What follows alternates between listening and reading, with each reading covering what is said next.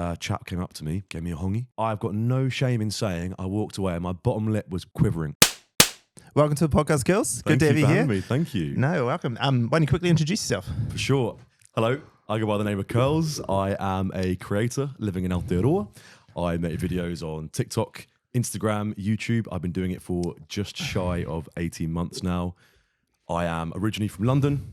I've been living in this wonderful country for 4.5 years, loving every minute. Well, 99% of 99% of it, and love what I do. And here I am, ready to chat to the legend that is Stan. Love it. Love it. So you gave me a few answers there. 18 months, 4.5 years. First of all, take me back to 4.5 years. Why did you move to New Zealand in the first place? So I originally, when I was 25 in 2018, I left London to go to Australia for 1 year, which, as I'm sure you're well aware, is more and more a rite of passage for people from the UK these days, of course. And after 1 year, I went home, did my year, and then after 6 months being back in London, once the initial kind of, I came back in summer, right? So I was like, oh, amazing. Oh, why did I move away in the first place? Blah, blah, blah.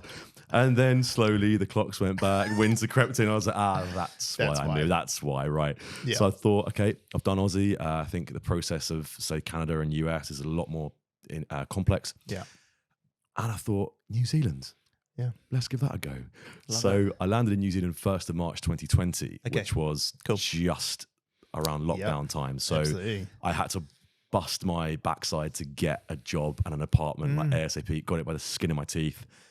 And after essentially probably a couple of months of, being in a bit of a precarious situation with work and living, everything else, it all slotted into place around, I'd say, June, July time, 2020. And then by the time that lockdown and everything else lifted around the world, well, it had been 2 years. So for me, by that time, as you know, 2 years, you've set down some roots to an extent. Of course. Had a job, had a circuit of mates. I had a really good social scene. Yeah. And I just fell in love with the place. And I sort of thought to myself, you know what? Let's see where this goes. Sure. Great. And what were you doing for work? So I was the marketing manager of the Wellington Orchestra. Orchestra Wellington.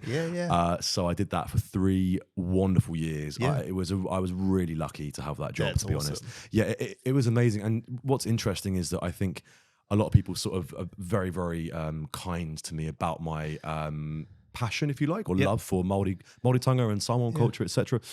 A lot of it actually came from that job because obviously it's a Western heritage art form. Yeah. And my job in marketing was to a part of my remit was to make what is a Western heritage art form more relevant and accessible in Aotearoa. So it's essentially taking something which by its very definition is a, dare I say, elitist, European or Eurocentric to an extent, medium, in a country where, for all the right reasons, we are prioritizing, perhaps, maybe I'm not sure that's the correct word, prioritizing Indigenous cultures. And it was my job to sort of navigate us through that in those 3 years. And obviously my predecessor, the same thing. So yeah, I really enjoyed that job. That's interesting. That explains a lot.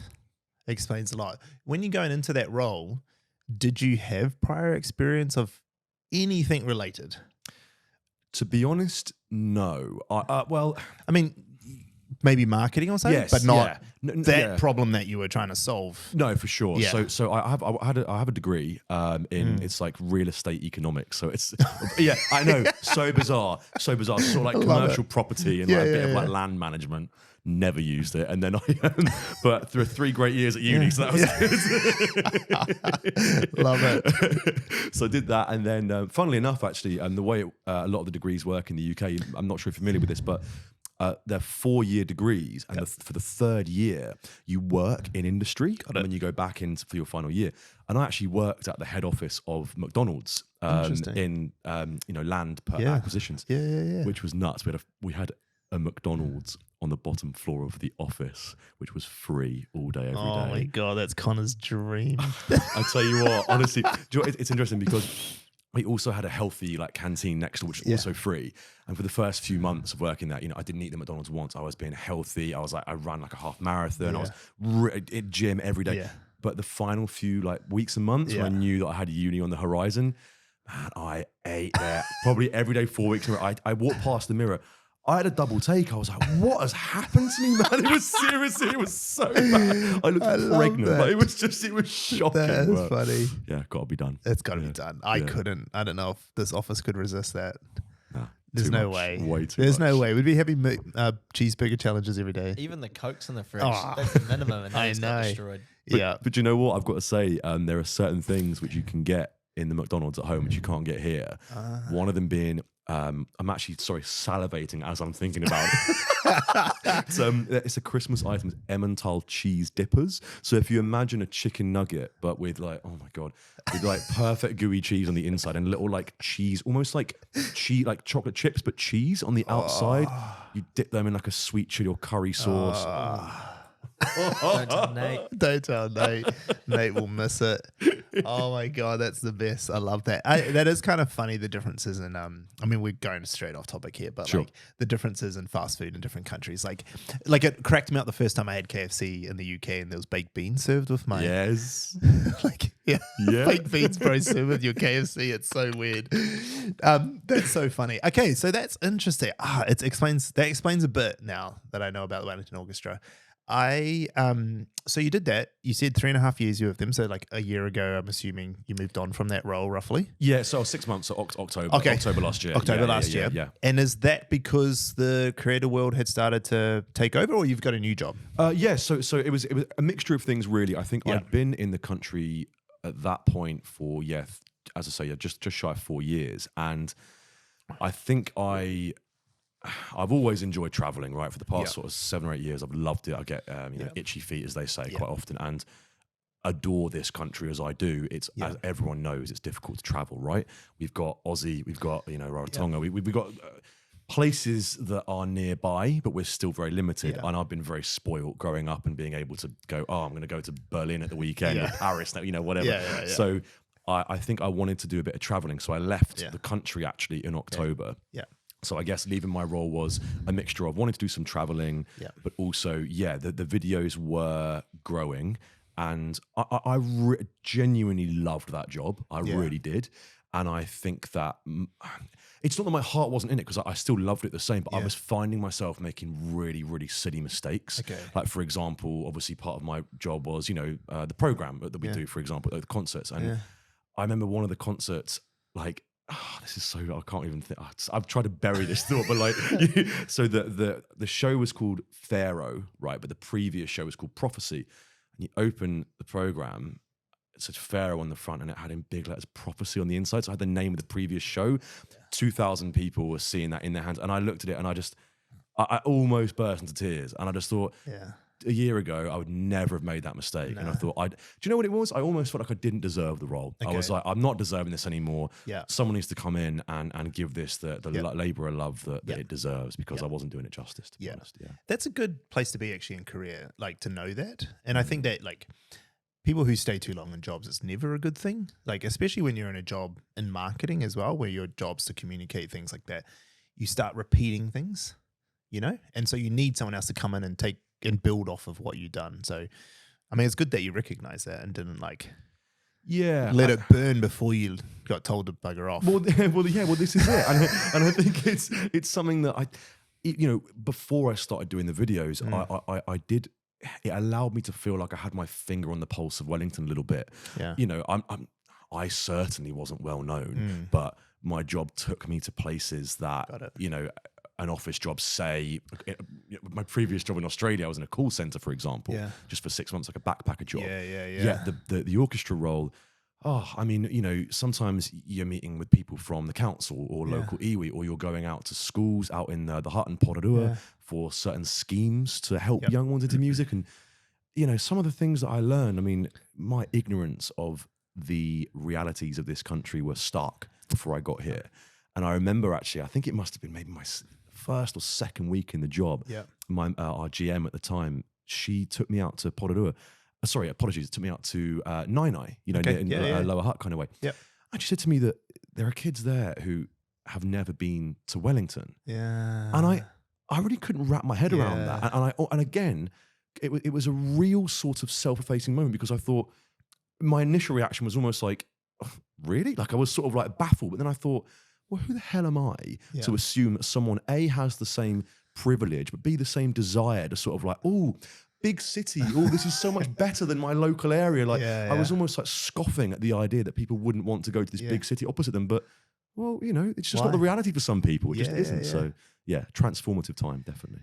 That's so interesting. It says a lot, like, because this is what we were talking about the other day when we were discussing on the other podcast, like, where does this knowledge and understanding of New Zealand and Aotearoa come from, and the people? And this is it, right? Yeah. But tell me, go. Well, I'd say it's twofold. Yeah. I'd say the high, how can I put this? Perhaps the more, dare I say, intellectual stuff is definitely that side of things. Intellectual is the wrong word. Maybe the more highbrow stuff, should we say? But also, when I moved to the country, I was very, very lucky because now it's a bit cringy, but there's a Facebook group in Wellington called Vic Deals, which anyone who's from Wellington will definitely know it, or the surrounding areas. Big Facebook group, you know, something like 200,000 people, whatever, local notice board. Anyway, obviously on there, people very often post looking for a job or an apartment, and it's always the same thing. Hey, I'm James, I'm 22, I'm from wherever, I'm clean and tidy, and I don't mind vegetarian food, looking for a flat. And they never get any posts, right? Sorry, any responses. I posted on there, I'm so embarrassed thinking about it now, but it worked. Yeah. Picture of me looking just like silly face, as usual. And the caption was something like, hello, I'm 27, which is one of those ages where it's like kind of old, but kind of cool at the same time.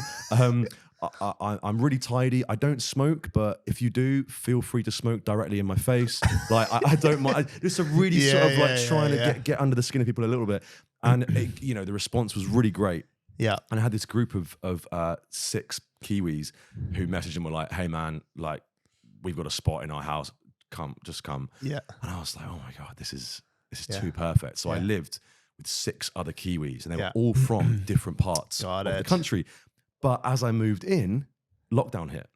So I think 2 or 3 of them went to stay with their family. So me and 3 others, a guy from Auckland, a girl from Dunedin, and a guy from Invercargill.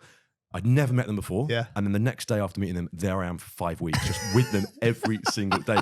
So I guess from them, and that is where I think to speak about this sort of, as you say, law that I perhaps know about, is that it's through experience. As an example, went to the dairy, got a pie. Got it. Came back, out of the packet, on my plate, knife and fork. The 3 of them looking at me like jaw drop, like, what? We are going to phone immigration and get you deported. Like, what are you doing? Yeah. And I was like, oh, okay. I'm starting to understand the culture a little bit here. There are some things going on here that I just was not across. So I think there was, as I say, so to recap, the orchestra job gave me that sort of highbrow cultural understanding. Yeah. But being with mates for a couple of years gave me the sort of day-to-day stuff. Yeah, that street smarts part of it. For sure, yeah, deadly combo. Got it. I love it. That's interesting. Okay, before we get into that part of it, because I do want to talk to you more about that, but I want to know more about this creator journey. So you said 18 months ago you started this roughly? Yes. Okay, why? Because that's when I first saw you. You had a few videos quite early. Yeah. Take off, and I remember seeing it, and we'd all sort of talked about it. I think it was even close to like when we first took on One New Zealand as a client, and we were thinking, is this like maybe the right guy for something that we had at the time? It didn't work out because the thing didn't happen, but that's when we first started. Okay. So why did you start? It's strange because I'd always done like little creative things. Yeah. Like I dabbled in a bit of stand-up comedy. Yeah. I had like an old I did like 4 episodes of the podcast once, and I think at university I quite enjoyed acting. Yep. So I did like a bit of singing, bit of acting, just creative pursuit. And I can't remember who said it, but I remember hearing one day online they say the problem, if you like, with creative people is they struggle to monetize what they do. And it was something just went off in my brain, and I was like, oh my God. It's almost like I've been waiting for something to fall into my lap because I'm thinking like, if I put enough of myself out there, something will happen. But inevitably it never did. And bizarrely enough, I actually was offered a job in Australia, right? This is going back to October 2022. Yeah. Offered a job over in Australia. And I sort of thought, it was almost like a Hail Mary. I thought, you know what? I'm leaving this country, so let's just do a YouTube video. Like, why not? Yeah. Went down to Kmart, $40 ring light. I got like a little microphone. I knew someone that worked at JB Hi-Fi, got me like a discount little microphone. And I just wrote, I didn't write a script, I just wrote 10 points. Got it. That are, 10 things they don't tell you before moving to New Zealand, right? Yep. So as I say, no knife and fork in the pie. Yep. They love birds. Not everyone loves Lord of the Rings. Like those sort of things.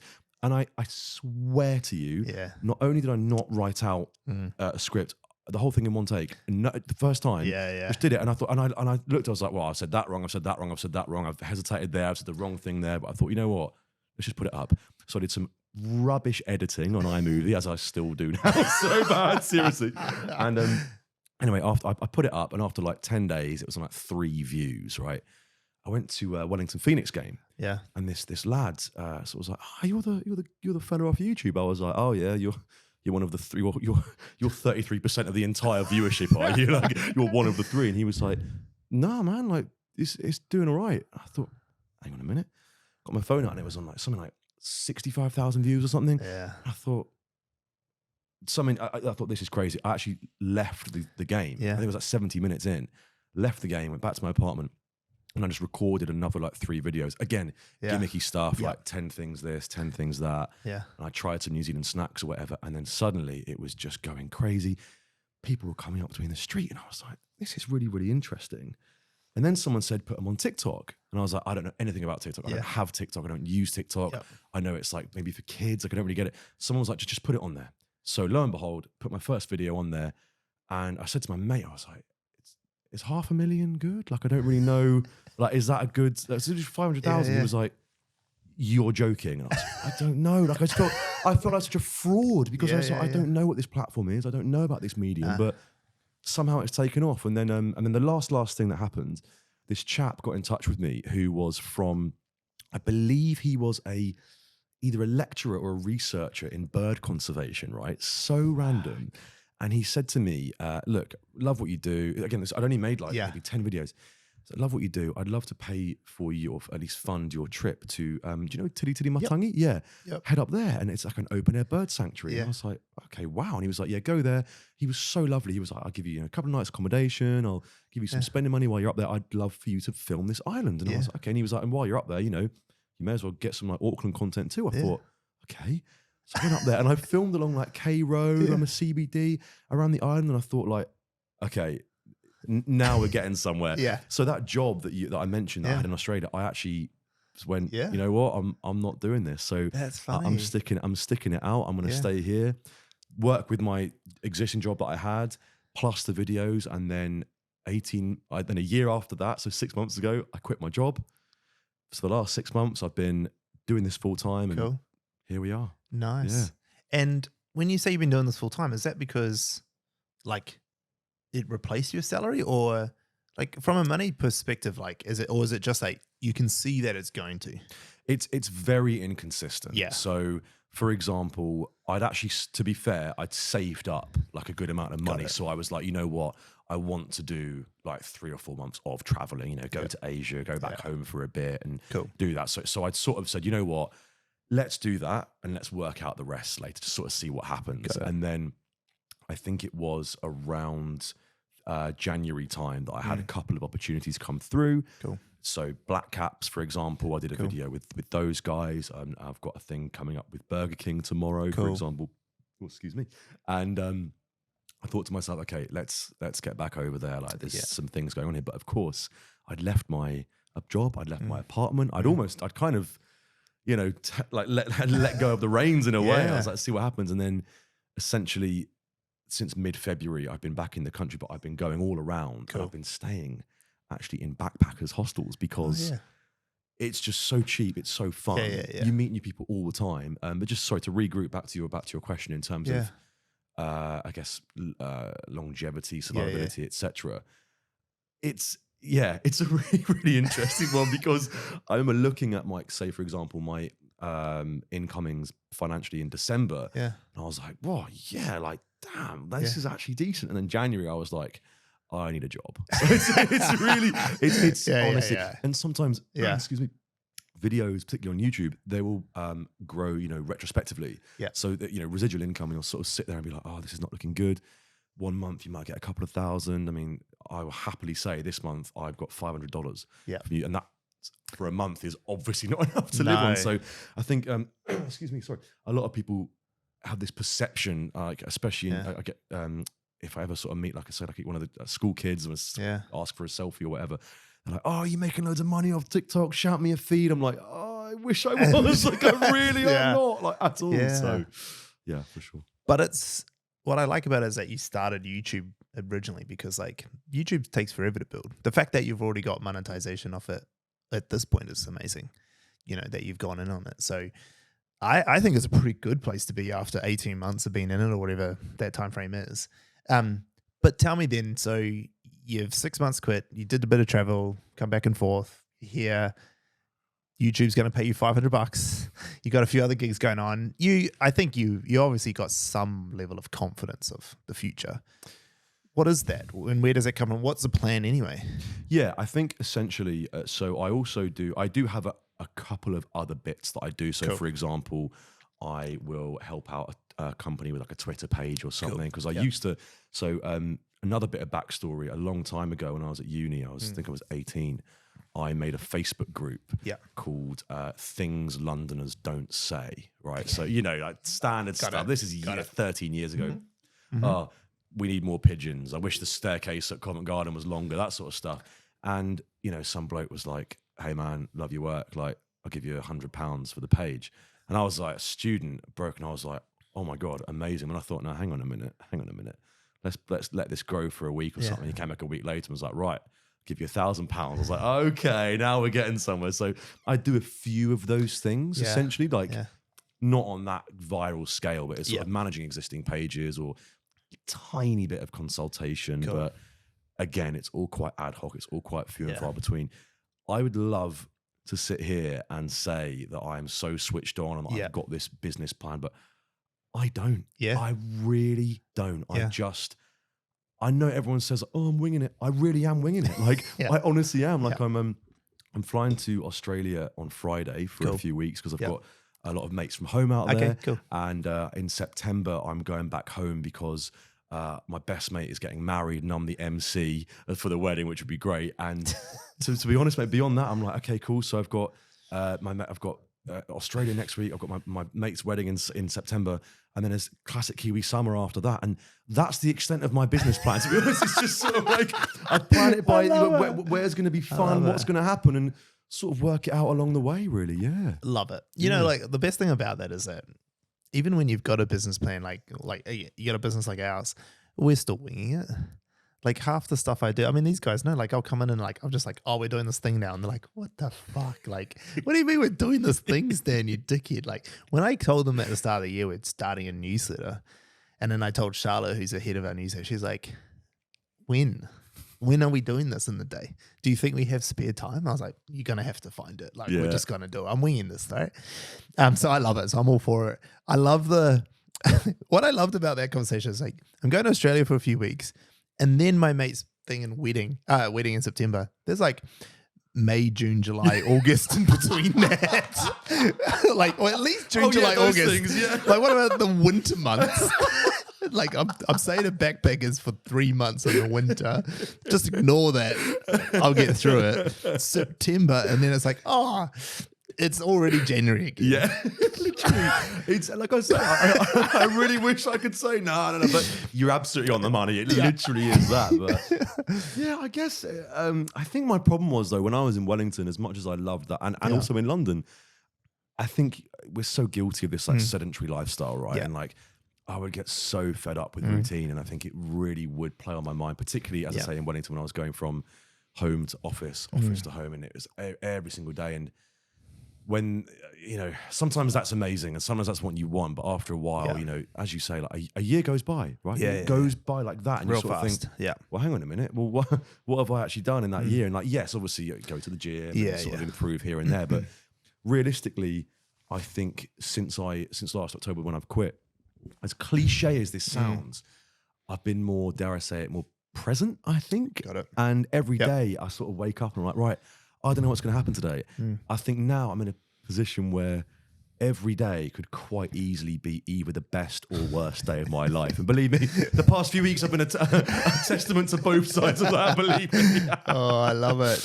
Yeah. So are you then taking that time to continue to grow this creator world that you've developed? Or are you just, there's a bit of everything going on? Yeah. So for clarity, Yeah. in terms of my desire for the videos, Yeah. I love it. Like, Okay, cool. I absolutely adore it. Yeah. Like, I really, really do. So, yeah, I won't be slowing down anytime Cool. soon. Like, definitely not. And I think, and do you know what's interesting actually is that, don't get me wrong, I will forever and always want to keep my content New Zealand based because I love it. And also, I know about it. Do you know what I mean? So, if I try and start posting about other things, I just won't sound as authentic or as enthusiastic. That being said, I do think that essentially YouTube and TikTok were the things that were my hero products, if you like. Yep. But now my Instagram has started to grow as well. And I think, as I'm sure you're well aware with your stuff, is that Instagram allows you a little bit more freedom because I think people buy into you as a person a bit more perhaps, whereas, TikTok, it's so fast food, I mean, not to say that it's not amazing, but it's very like, oh, this thing, okay, next thing. But Instagram, I think because you put up I quite like using stories and keep people informed of my day to day, and it's very interactive with messages and whatever else. So I would say that Instagram I might experiment in the coming months with things that are a bit broader, perhaps. But yeah, I won't be slowing down on the content. That's for sure. Nah, that's good. And tell me, like, I know you're winging it all, but what would the perfect outcome look like over the next 12 months? Like, is this creator world what you want? Like, do you see that as your future in being a full-time creator?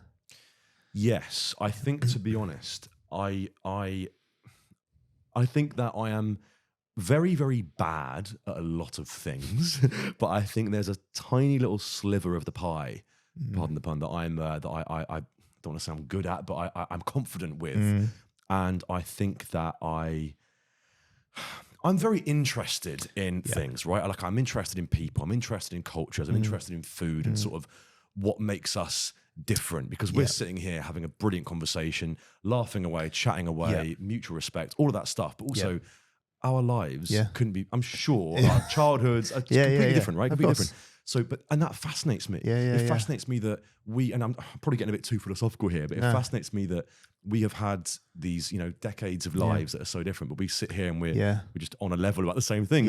Those sort of things fascinate me. So I think essentially I still want to always use that curiosity and that interest and throw in a bit of humor. And I think the sort of self-deprecation, which is what I think the UK and New Zealand really comes together on, 100%, right? Like that sort of no ego, constantly taking the piss out of yourself, and just. So I hesitated then to say the word piss because I never swear in any of my videos. I was like, can I say this? I say lots of fucking swears. Don't worry. I could never get monetized. I'm terrible at it. You're free. It's all good. It's fine. But to regroup to your question, I think I would enjoy, in layman's terms, I would enjoy doing what I do with less admin. Like, I really am not good at editing. I'm really not good at uploading and technology or any of that sort of stuff. So I would really, really love to go to places and go to interesting locations and trying interesting food, meeting interesting people and getting paid for it. I think that's essentially what I'm doing now, but on a grander level, essentially. Yeah, that's cool. I like it. Because then, I mean, you're not really winging it then, actually. I mean, you're winging it in that you don't know maybe where the next paycheck comes from or whatever, but like, you're young enough to be investing this time in building this business, which is curls, right? So, like, everyone at the beginning of their business journey, because this is a business, right? You're now the business. For sure. We all are just winging it, this sort of shit, and we all are like, you don't know where the next paycheck's coming. I remember, like, let's call it 6 months into your journey, because, like, we'll take the first 12 months as just some groundwork, but let's just say, even if you took 18 months, like even 18 months into my business, I would have been April 2021, and we were 4 staff at that time, but like, I had no clue where I was going. At that time, I was still helping people get coffee dates on LinkedIn. Like I was still trying to get people on LinkedIn to like meet up, and that's what I was helping people do. And then like you fast forward, I don't know, a year, and I just hired this bugger going, let's try and make some videos. He's like, what videos are making? I was like, I don't know. Let's just like figure it out. Anything. Like, here's a client, go film them. And he's like, fuck, all right, what the fuck did I get myself into? But I think you just wing it anyway, and that's the joy of it in business. I think the thing though that most people get wrong is that there's nothing they're building. So like if you're not building something, then you're not doing anything, and you're building your brand, which is curls, in all the ways that you're doing it. And we were building my personal brand and the Attention Seeker brand at the time. And I see a lot of small businesses, they're still winging it 5 years in because they've not built anything. They're just trying to get the next paycheck. And what we did it all the way along is like take that paycheck and then reinvest it. And just like to have 4 staff after a year 4 of us in the team was outrageous. Like we were definitely not earning enough money to have that many people in the team. Sure. But like the goal was, I said to them, I was like, look, I need you guys to execute on this business that I sold because I've got to keep growing the business, the brand. So we keep getting this more come in and finding the next paycheck. And that's just what we've done ever since. Like we just kept on hiring more people to keep growing the brand. And I've got a question for you actually on that. Was there any difficulty in, because obviously it's they say your baby, right? Did you find any difficulty / what was the process of understanding other people buying into your vision? Because you're essentially spreading something that's so personal to you. Yeah. And obviously, as you say, you're hiring people for the first time. Yeah. You understand what I mean? Like getting people 100%. on that vision. How was that? So for the first hire, I mean, outside of my dad who came and helped me at the beginning because I needed to be able to fire him without getting in trouble because I didn't know if it was going to work. But outside of him, Alicia was my second or real hire, my first hire, who's still with us. She'd been with me for she'd worked 2IC with me in the hotels for 11 years at the time. So she had already bought into the vision that, Stan, you're just crazy enough to make this work. I'm in. So she flew from Melbourne, did her quarantine and came and worked with me. And then we had 2 next staff, Krupa and Libby.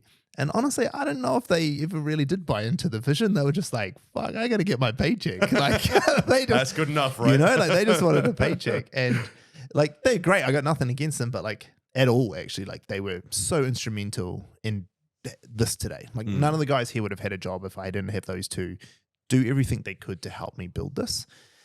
But I don't know if they ever bought into the vision, right? They were just God is shaking his head. He's like, but I don't think that's against them. They were just at the time, they were young. They'd been made redundant from their jobs because of COVID. They needed money. And I think sometimes as business owners, you go, look, I've got this cool vision I'm trying to do. I've got this thing I want to build. Come with me on this journey. And most people are just yeah, look, you're going to pay me for it. And can you really expect more from them at that beginning? Because you haven't proven yourself. You've not done anything. There's no reason to believe you. Now, with Leisha, it was a little bit different because Leisha's Stan, I've worked with you for 11 years. I've seen what you can do in business.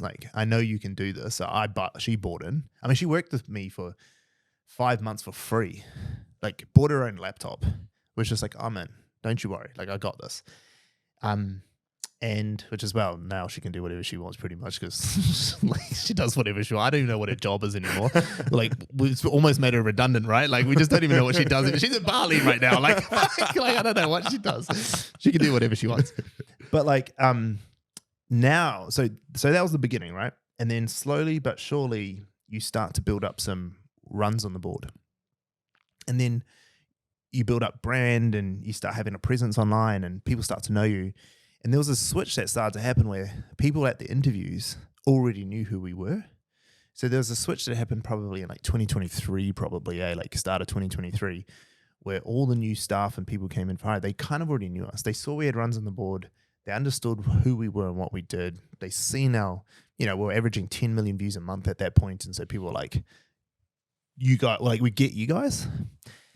But that all happened real gradually over time. And then all of a sudden people came in going, okay, we get the vision. Now we want to be part of this thing. We see you guys are doing something different. And then over that whole journey with Connor's second longest person now after Leisha, and the guys who have been here for a while, Joni and Sophie and Nate even at this stage, they've all kind of we've built this together now. And so because I share every single part of everything. Like the guys want to know anything they can. Like it's not necessarily like I just sit down and read them a Bible every day of all the stuff we do, but like if they want to get the cash flow statements, the bank balance, they can have whatever they want. Sure. Like it's all open and available for everyone. They know that I'm not full of shit, I suppose. And so they've come along for this journey. They've helped build it. Like Connor, all these guys, like they've been part of the reason we're here. And so they might not be like drinking the Kool-Aid, but at least they're like, okay, we get what we're trying to do. They're learning a whole bunch from it now. The shared vision of like when we built our pillars and the reason we get out of bed every day, like as a team, it wasn't to like nowhere on our company documents does it say do the best work for clients, that make the best content. No, nowhere on there is it anything to do with our clients. Our like purpose for getting out of bed every day is to do cool shit. That's it. That's everyone in the team knows it. The way you do cool shit is by looking after your clients, making sure that they don't, you're serving them well, so they pay us money because that money lets us go do all this cool shit. And so I guess long story short, you can't force that at the beginning. Yeah, of course not. You have to build it over time. And I think we're in a pretty good place now. Like the stuff, like, I use Connor because he's right here, but Connor and the rest of the guys who've been around for a while, they're bought into the vision of like, we say we're going to do something and then we do it at least. They might not be drinking the Kool-Aid I'm serving, but they get that like, okay, when Stan says we're going to do something as a team, or we say we're going to do it, because like these guys have made their own decisions and executed on it and it's worked.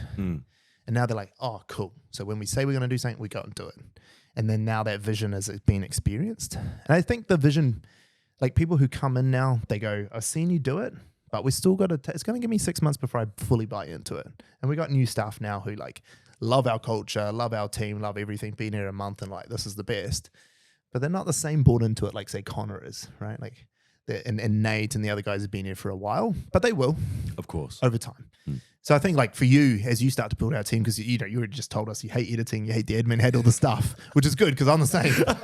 I'm going to walk out of this podcast and be like, Connor, you deal with all this. And Connor's going to go to his interns and be like, can you deal with all this shit? I don't want to touch it. But like, you just need to trust that those people initially want to get paid. 2, you'll achieve some cool shit with them. That achieving cool shit's that makes people feel good. Like when you have this fulfillment and growth. And then if you can just like be a good person to those people for long enough, you don't have to be nice. That's a different thing. Like I'm like the guys know I'm not a nice, like I'm grumpy Stan, but like if you could, I can still a good person. Like I don't rip them off. I don't lie to them. Like they know it all. You build trust with them over time. Yes. And then once you get that, you start to go like, Connor knows if he really needs something from me, like he might have to badger me constantly before I give it. But like he knows that if it's really important, I'll get it for him. Of course. Like I'll do the thing. Yeah. When But if he push comes to shove, exactly, I'll do it. He has to be a creaky wheel before I actually give him the thing he wants, right? Because, sometimes his reaction is just, oh, get this thing and we'll fix it. And I'm like, yeah, we'll see. We'll see if he still wants it in a week. And if he does, and he's like, I'm like, okay, maybe a bit closer. We'll just, until he comes back and he's like, Stan, I need the fucking thing. We're filming tomorrow. I'm like, oh shit, okay, go get it. But like, it is a tough thing, man. Vision and culture is real hard to build and it's real easy to break. It can take years to build and days to break. And also the fact is that regardless of anything, everyone needs a job. Everyone needs to work. So, you're going to have to buy into someone's vision. Like, for example, I referenced earlier was my time working for McDonald's. Well, I mean, their vision is burgers, right? It's literally burgers. So I thought, like, do I really... I couldn't get in. I knew I was there for a year. It was a student job to an extent. So, it was fine. But everyone has to buy into someone's vision. Or, dare I say, everyone has to get paid. Everyone has to get paid. So, you've got to ask yourself, well, okay, maybe I'm 80% in. I'm not 100% in. I'm 80% buying in. But it's better to be 80% than, say, 40%. Yeah. So, it's like, well, let's suck up that last 20% and just crack on anyway because it's the best you're going to get. What I say to a lot of the guys here is, like, don't do this job fully for the fact that you're going to help us build this great business. Because at the end of the day, I benefit, not you, from this business getting huge. Yeah, fine, I might increase your salaries over time and you might get paid really handsomely. And for some people, you might become pseudo-famous because you're in our content, whatever. But actually, like, what is it that you can get out of this time while you're with us? Because you're not going to be with me forever. Like, you're going to quit and you're going to move on to other stuff. Some of you might stay and just be part of this crazy journey for 10 years, but even then, that's not even life. Like Yeah, you've got absolutely. another 50 years left. Yeah. So like, what can you get out of it? And for me, there's a few things like their own personal professional development's huge. Like ask lots of questions, push yourself. Like what is it that you can learn and grow and develop and learn new things? That's a real big one. I think that's where you'll get most out of it in a role. Like if you're only in it for money, it's hard to go to work every day, especially in today's world. Like if you live in a Western country, New Zealand, Australia, UK, US, something like that, Canada, at least in our countries where I've seen, like getting money is not that hard. Like it's hard, but it's not that hard, right? Like there are obviously people who struggle and who don't have the privileges, but like even if you go like relative, like you go through Southeast Asia and those like if they're getting $100 for the month, that's a good month, right? And there's places I've been. So relatively, I get it. Like there are still people. I come from a really poor background. I grew up dirt poor from Manarewa out South Auckland. But like you could go to Countdown and pack shelves and get $20 an hour these days, right? Like not that that's great money. If you've got 4 kids, that's probably not going to really do much. But what I'm trying to say is like you can't do it for money. And especially if you're capable of getting a job in a marketing agency, you're probably capable of getting a job at a lot of marketing agencies. So you're not that lower end of town. So you can't come to work for money. There has to be something else. And so for what I say for most guys, it's going to be your professional and personal development. You're going to become better at the tasks that you do, a better leader, better communicator, better strategic thinker, better business operator, whatever it might be. Like learn those things. And then on top of that, the thing that we really push in this business is build your own personal brand. Like I will pay you to make content for yourself. On social media, you get to take with you. I'm paying you to do it. Like, why don't you do it? Like, it is a fucking struggle. Like, it's I'll tell you what, that's good, man. That's really good. You know, it's like I got 27 guys out there, or whatever it is, and like the Connor knows, like it's pulling teeth, right, to get them to post. Like it's pulling teeth. Like it's pulling teeth. Like he's really good at it. Sure. There's a few of them, like him, Joni, obviously. She's obviously got the biggest following, but then Connor's like very good at it. And there's a few others, like Abdal's like coming right for your heels right now. There's a few of them who are very good. The rest of them, it's like, I will literally pay you to sit here in your desk and on the computers I paid for you, on the internet I paid for, with drinking the coffee I paid for, to write a fucking LinkedIn post, you motherfucker. And I've got a site where you take photos on. Oh, I can't do it today. I'm busy. It's like, oh. And they all know this is how I feel. So I realize that you can't force people to do that. That's a hard thing. No, but what I am trying to say to the guys is like, if you go talk to the guys who are older in this team, the 50-year-olds, every single one of them will say, man, I wish in my 20s I built my personal brand because I would be so much more successful right now. Because if I wanted a job, I'd just be like, you know me, I'm Stan, give me the role. And you would get it because people already know your history, they know what you've done. So I think if you were to bring on team, and anyone listening who brings on team, like the way to like at that initial stage where money is probably the reason they're taking the job with you, what else can you give them that costs nothing? And some of that is like one thing that you could do, like specifically in this conversation, is you've got an ability to tell a story that most people don't know how to do. You've got your own unique way to do it, which obviously resonated because you wouldn't have the audience that you had if you didn't. But that's a thing that not a lot of people know how to do. Like not many people are very good at telling stories, especially not for camera. You know, they can do it in mates and circles. But that doesn't always translate well to video and whatever, right? So like there's things like that where you can go, hey, look, you work for me. Like, hey, I know we're doing this thing where I do all the stuff and you have to edit, but like, why don't I teach you what I did? And actually you might not even know, and this is my next stage of questioning. So actually you might end up learning yourself, like, what is it that I actually do? Like, how did I make that video go viral? Or how do I write my stories? Like, shit, I didn't even realize I was a storyteller until I sat in this podcast with this bald dude in Grey Lynn, and then now I'm fucking a storyteller? Shit, why am I a storyteller? And how do you teach that?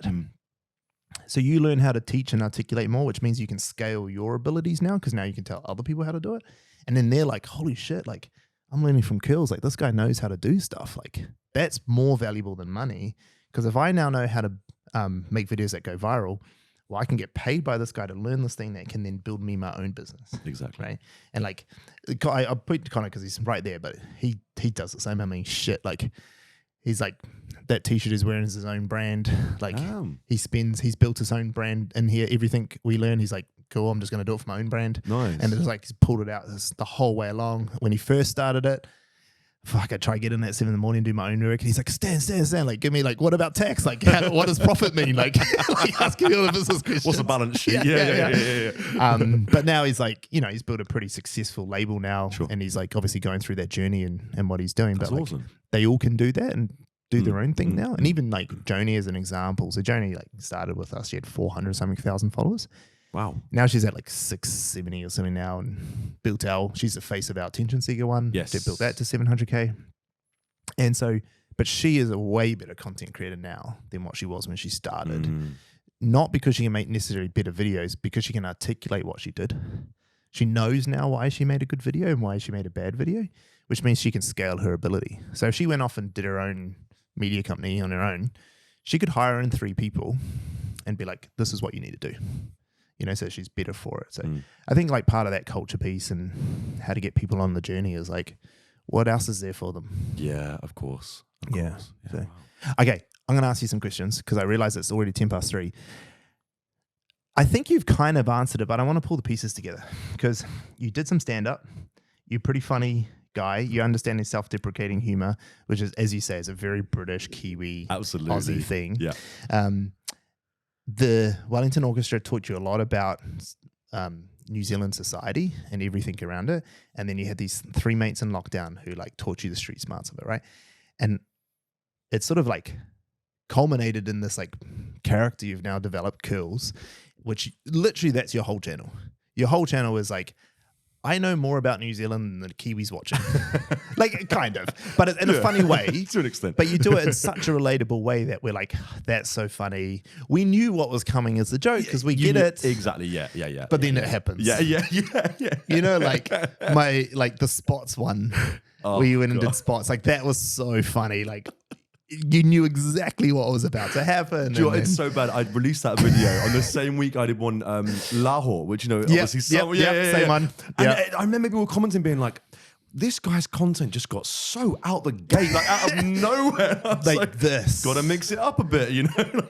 You know it's out the gate when you were showing up on Alicia's For You page. Because Alicia was sharing all those videos with me, and her video, all the shit she watches was fucking crazy.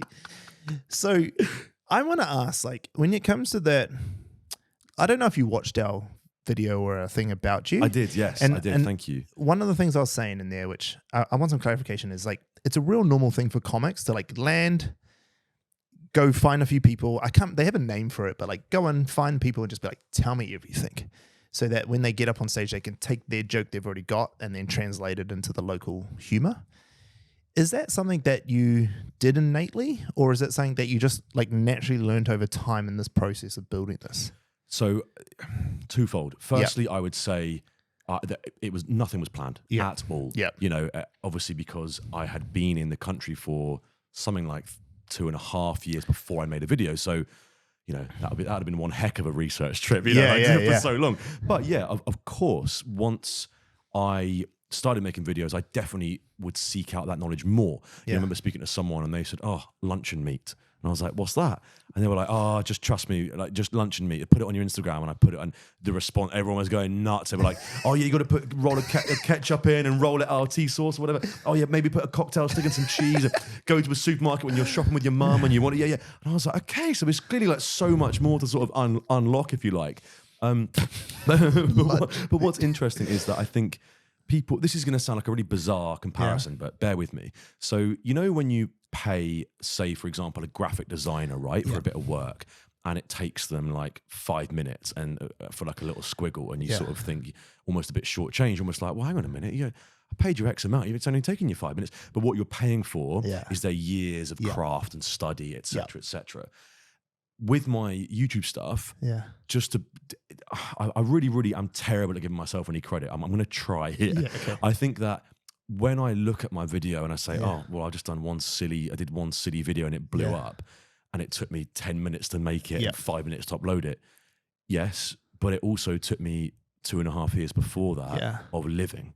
You know, a lot of my friends in New Zealand were sort of like, amazing, very supportive and brilliant people, but there was a sort of a bit of ribbing at the start of like, well, maybe I'll just go to the UK and get a sandwich and like I'll be famous too. And I was like, you're so right with what you're saying, but let's not forget all those sort of like, without being too depressive, like dark, lonely nights in Wellington where, you know, it's July here, freezing cold. It's, you know, it's my best mate Simon's birthday, or like my best mate Dave's engagement party, and I'm not there. And like, you know, I spent all day like speaking with people who I love, but the connections are perhaps a bit more superficial because of the people I've grown up with. So I guess the point I'm making is, even though it was like a gimmicky, silly video, and it's like it sort of went from there, there was, in answer to your question, an accidental 2.5-year research trip. So effectively I did do what you're suggesting, but not deliberately. Yeah. Do you think that I still think there's some deliberate there, and you might just be like, shut up, Stan, I told you it's not.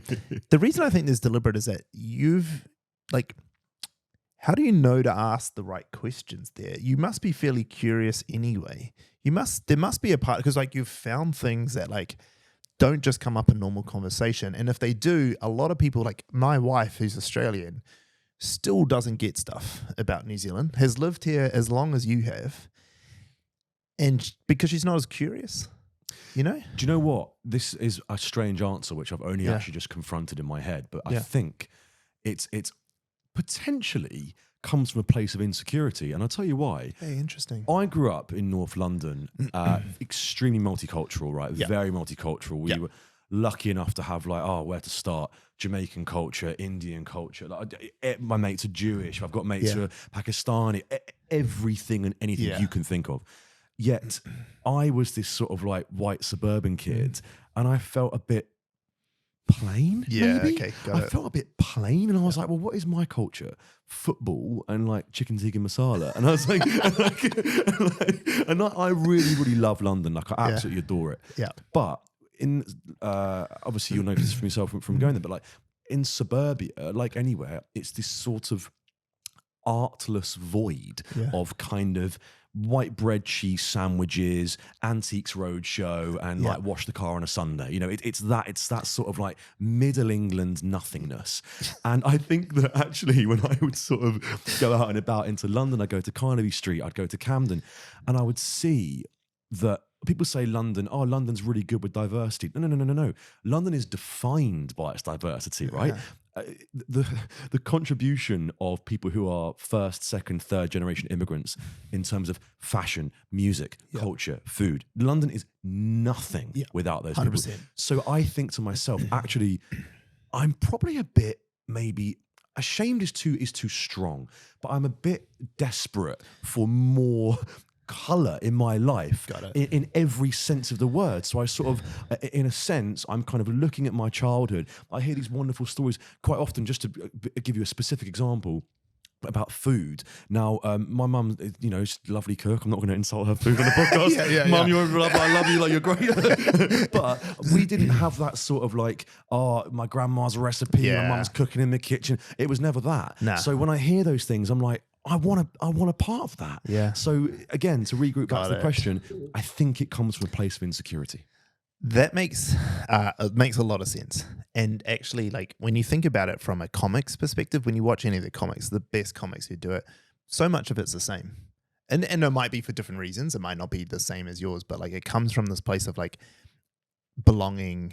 I wanted to be part of something I wasn't part of. I wanted to know about humans in a different way, and I have this curiosity that comes from it. So it actually makes a lot of sense, and it makes me think like, and like I said on that video, like he must be a comic. He must have the thing that comes from comics, because like you only see that in comics where they just like, comics do it deliberately because they're on tour. They have to get it done like this. Yeah.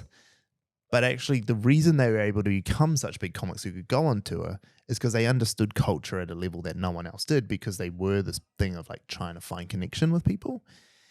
And I think it's super powerful. I don't think many people have it.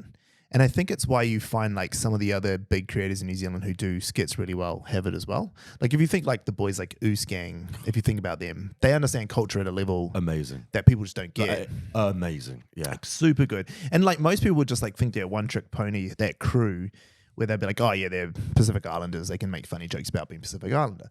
But the reason why actually most of their videos are so good is that they've got this real weird blend of like white culture and Pacific culture just smashed together completely. You know, like the rap video doesn't go with the music. Like, you know, like That is probably my favorite one of those. Yeah. Yeah, it's unbelievable. They take this like classic white song, and some of them, like I forget the one off White Chicks, whatever her name is. Vanessa Carlton. Vanessa, Yeah. They take that one, and they're just like, this is quintessential millennial white girl. Completely. Every one of them knows it. I'm gonna do it, and then I'm gonna just be like full gangster, And it's like the only way to know that is understanding culture at such a deep level. Like there are plenty of Māori or Pacifica people who didn't grow up in a world where Vanessa Carlton was a thing, who wouldn't understand, And then there's a bunch of like white people who grew up with Vanessa Carlton who won't understand the Tupac video they recreated, right? So I actually think I think there's something in there, and I think maybe we spoke about this in email or something like this, but I've been talking to a lot of people about one missing piece that we're missing in this office. Well, not one, it's a few missing pieces, is these show writers who understand the world that way. You don't even need them to be here all the time because they just walk in there like, you're missing the cultural link here. Like, this is a funny joke and this premise and everything's funny, but the reason why it's not going to land is because you missed the two cultural references right here. It hasn't gone deep enough and you've missed the mark. Completely. And I think that skill is something like that's probably your 10 items thing, same thing. You knew to make those the 10 items. You would have been told 1,000 things, but you know these are the 10. For sure. This is the 10. And you know that because it's just like, these are the things that connects the culture that you don't know it. Like the video you did the other day, you're in the car. Oh, was it the other day or was I just watching an old video? It might have been an old video where you talk about the blow on the pie thing. Was that the other day or was that a while back? I don't know that was about 3 weeks ago or so. It was the other day. I couldn't remember if I was watching an old one, but like just those sorts of references where like, my wife Claire knows it now, but like she wouldn't have known it. Like she just wouldn't have known it because she's like, "What is this?" And it's like, "Oh, it's like 15 years ago." It's just like, "Please, 10-7." Like, it's like, why is it a thing? I was like, "Trust me, like it's as viral gets in this country. Like this is the thing." And even like we did a video the other day for a company, and I won't share it because I won't share the companies, but like it was a reference to a do you know much about the Lift Plus ads? Has anyone gonna mention that? Yeah, has anyone No. talked? Do you know the Lift Plus ads? I don't think I do. I know Lift Plus, but Okay, so this is gonna help you. Fuck, I'm gonna give you a next viral video. Trust me, I'm giddy. This is a fucking 5 million view video. So there's a video where there's like it's a bunch of boys. They're like they created characters, like 4 of them. There were a bunch of Islander guys and this one token white guy. And they're playing this game where they like put a wooden stick in the mouth. Have you heard of this? No, go on. Wooden stick, like not a wooden stick, a wooden spoon. Okay. And they put it in their mouth, and the guy like bends over, and then the guy hits him with the wooden stick. It's like a kitchen spoon, right? Wooden spoon. Yeah. And so he's got the thing in his mouth. He's like, and the guy's like, "Nah, it doesn't hurt. And so okay, you do me. So he puts his head down, and the other guy does it to him. And as he does it, the guy behind him gets over and like hits him with the stick. And so the guy thinks it's just the guy with his mouth. And he's like, fuck, like that hurts. Like, fuck. Anyway, everyone watching from New Zealand knows exactly. As soon as I said wooden stick in my mouth, wooden spoon, everyone knows. Every Kiwi was like, I know what he's about to say. Okay, amazing. Okay. Like, so we did this video for a client, and it was them training like their neck muscles with a spoon in their mouth. Nice. That was it, cut. That was it, nothing more. It's like 6 seconds, eh? Okay. But that's what it needs. It would have went off. Yeah. And they couldn't do it because corporate was like, look, it promotes domestic violence and blah, blah, blah. Sure. Whatever. Sure. It doesn't. Fine. But it's that sort of stuff that like those sorts of moments that if you know a culture well and you pull this off, like if you made a video and be like, oh, got a new gym I'm going to in Auckland, blah, blah, I'm just going to go for a workout, and you like got the head brace on and like I'm writing this down. I really am. That's a good idea. No, because it works on your channel. Like it doesn't work on our channel. Like we can't. Like we would have done it otherwise if we could have, because there's nowhere for it to play. I just have to credit you in the caption or something. I think, mate. Trust me, if you pull it off right, oh man, hey, it'll every single Kiwi will share it. Done. Thank you. It'll end up on like those Kiwi humor pages. Oh, I love those. Yeah, they're awesome. You know, it'll be so Nixon good. And his mates on their Kiwi, pages that they've got.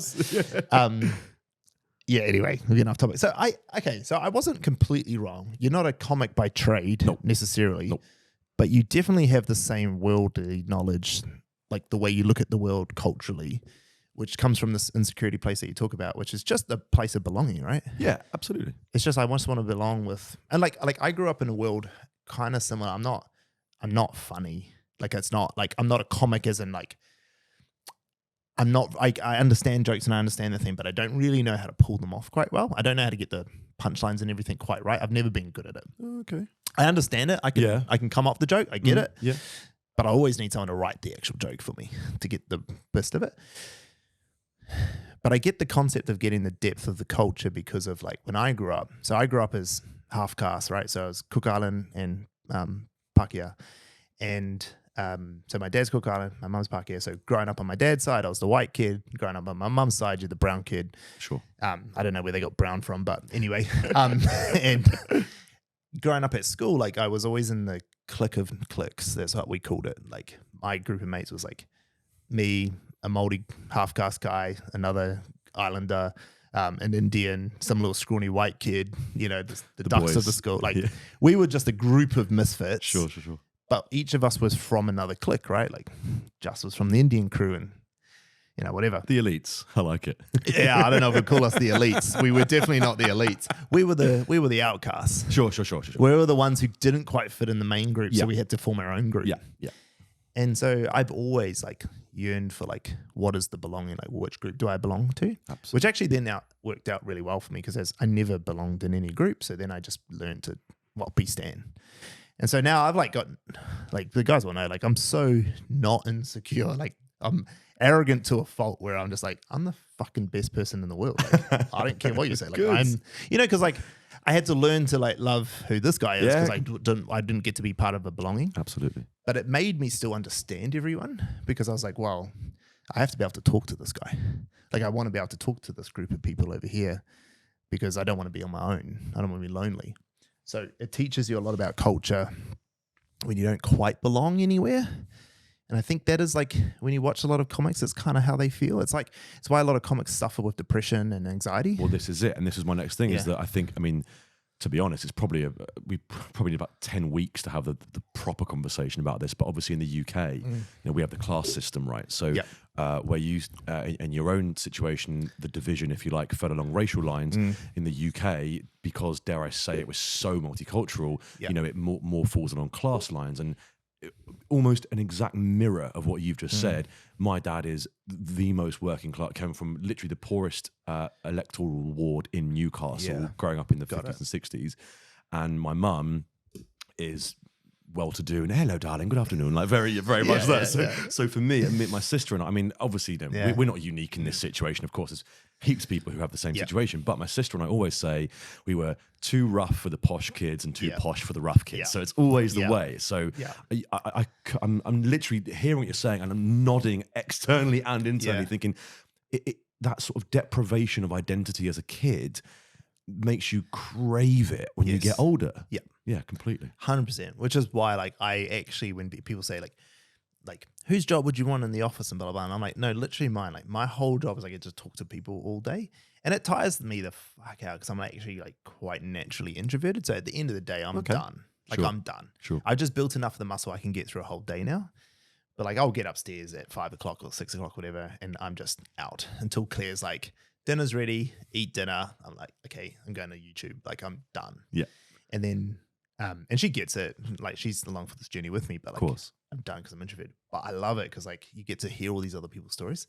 Like the guy I was just speaking to just before coming to this and like the problems that he's trying to solve. Like he's trying to solve the housing crisis in New Zealand. And he's come from this like world of like, I can probably raise $200 million to do this. I've done it before. Like it's not that big of a deal. And I'm like, as you do. I'm like, that's awesome. That's amazing. You know, like I love hearing these sorts of stories. So yeah, I think you're right. I think there's something there. And actually, what I really love about this conversation is it made me realize what we're looking for in that role is like, that's what you're looking for. You're not looking for someone with the skill set of knowing how to write. I'm actually looking for someone who like yearns for culture. Who's just like, hey, understanding that. Because we don't have that a lot in our team, right? And that's the piece we're missing, actually. It's the bit that I add sometimes to these discussions that I'm not the best at creating. I'm not the best at this sort of stuff, but there's like sometimes where I'll come in and be like, no, this is the two bits that mash together.